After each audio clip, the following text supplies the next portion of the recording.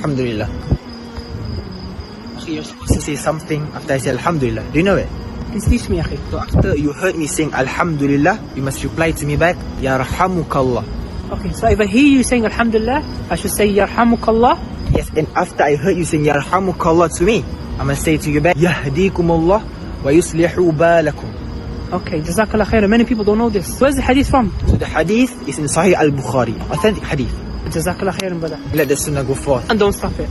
Support the Bukhari TV Dawah. The link is in the bio on Instagram and on YouTube. The link is in the comments.